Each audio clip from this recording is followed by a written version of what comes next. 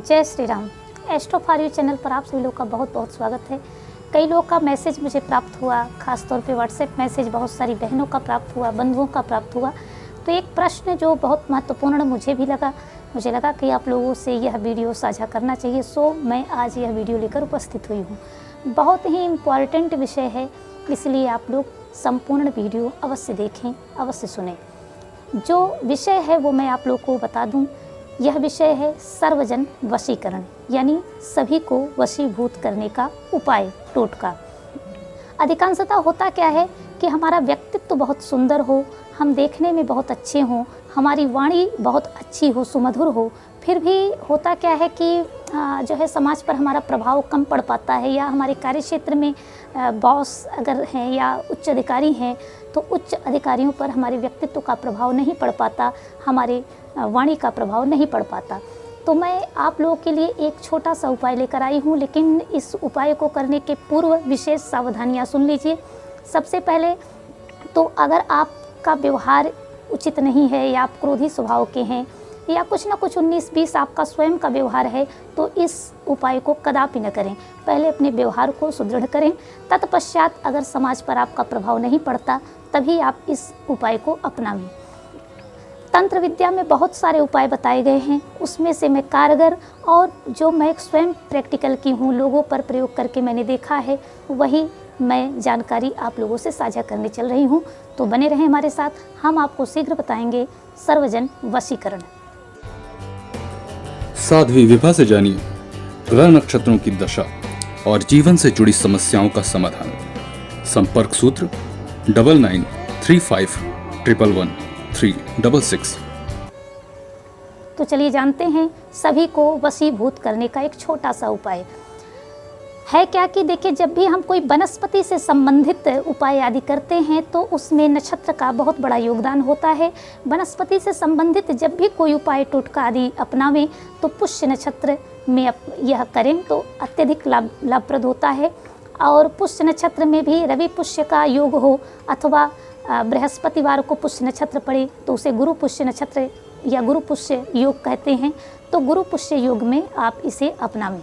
अगर आप गुरुवार के दिन यह क्रिया करने जा रहे हैं तो आपको एक दिन पूर्व यानी बुधवार से लगना पड़ेगा, और रवि पुष्य को कर रहे हैं तो एक दिन पूर्व यानी शनिवार से इस क्रिया में हिस्सा लेना पड़ेगा।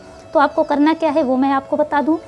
आपको करना ये है कि शनिवार को जो संबंधित वनस्पति हैं जिसका मैं उपाय आज आप लोगों को बताने चल रही हूँ, वह है संबंधित वनस्पति मंदार।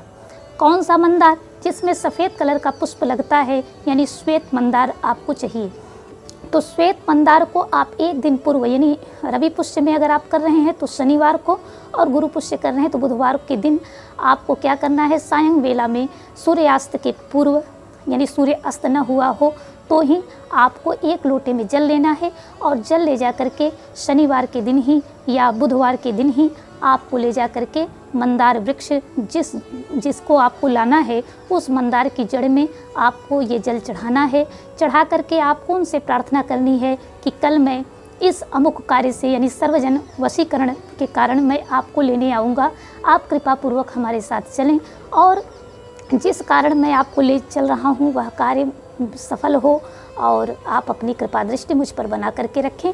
आप अपने जो भी भाव हैं वह भाव निवेदित करें, तत्पश्चात प्रणाम करके चले आवें। इन सब विषयों की लिए मतलब जो भी आप क्रियाएं कर रहे हैं इसमें विशेष जो सावधानियां हैं वह भी सुन लीजिए। सावधानियां ये कि घर से लेकर बाहर तक जब तक क्रिया पूर्ण न हो जाए किसी प्रकार की प्रश्नोत्तरी या टोका टाकी से आप बचें। अब आपको करना क्या है कि रविवार या गुरुवार को जब भी आप कर रहे हैं, पुष्य नक्षत्र अगर प्रातः काल लगा है तो प्रातः काल की बेला में आप नक्षत्र जब पुष्य का चल रहा हो वो पंचांग या देख करके आप समझ सकते हैं, या किन्हीं से मार्गदर्शन आप प्राप्त करके चेक कर लें कि पुष्य नक्षत्र प्रातः काल कितनी बेला में है। जितना प्रातः करेंगे उतना ही उत्तम, क्योंकि उस समय टोका टाकी की संभावनाएँ कम रहती हैं। तो आपको करना क्या है, आप जावें, जिस मंदार को आपने जल चढ़ाया था उस मंदार को प्रणाम करें पुनः, और जो है लकड़ी, किसी लकड़ी से, ठोस लकड़ी से या किसी भी चीज़ से आप उस जड़ को खोद करके ले आवें मूक अवस्था में, और संभव हो तो वशीकरण मंत्र ओम ज्ञानिनामपि चेतांसि देवी भगवती हिसा बलादाकृष्य मोहाय महामाया प्रयच्छति। ये आपको इस मंत्र को बोलने में समस्या आवे तो ओम नमः शिवाय का आप जप करते हुए भी मंदार की जड़ को ला सकते हैं। अब आप इस जड़ को ला करके क्या करिए, इसे छाया में सुखा लीजिए। तत्पश्चात आप इसे कपिला गौ माता के दूध में ले करके कपिला गौ माता का दूध मिक्स करिए और इसे पीस लीजिए। पीसने के बाद आप इसको छाया में रख देंगे तो ये सूख जाएगा, तो दुर्गंध बाद में नहीं आएगी। अब जब भी आपको इसका प्रयोग करना हो कार्य क्षेत्र के लिए, आप इसमें थोड़ा सा जल मिलाएं और इसको मस्तक पर धारण करें, चंदन की तरह धारण करके आप अपने कार्य क्षेत्र की ओर प्रस्थान करें। निश्चित आप देखेंगे आपकी वाणी का, आपके व्यवहार का, आपके आचार का, आपके विचार का जो है प्रभाव समाज पर बहुत सकारात्मक पड़ेगा। आपके ऑफिस पर बहुत अच्छा इसका प्रभाव पड़ेगा और कहीं भी आपको अपने व्यवहार से या अपने व्यक्तित्व के कारण कोई परेशानी नहीं खड़ी होगी। तो अगर आप लोगों के लिए यह जानकारी उपयोगी रही हो तो निश्चित हमें कमेंट बॉक्स में लिख करके बताएं। आपका और भी कोई प्रश्न है तो आप मुझे व्हाट्सएप कर सकते हैं, स्क्रीन पर नंबर चल रहा है तो आप इस नंबर पर मुझे व्हाट्सएप भी कर सकते हैं, मुझे कॉल भी कर सकते हैं। तो अभी तक अगर आपने हमारे चैनल को सब्सक्राइब न किया हो तो कृपया सब्सक्राइब कर लें, बने रहें हमारे साथ। जय श्री राम, शुभम भूयात्।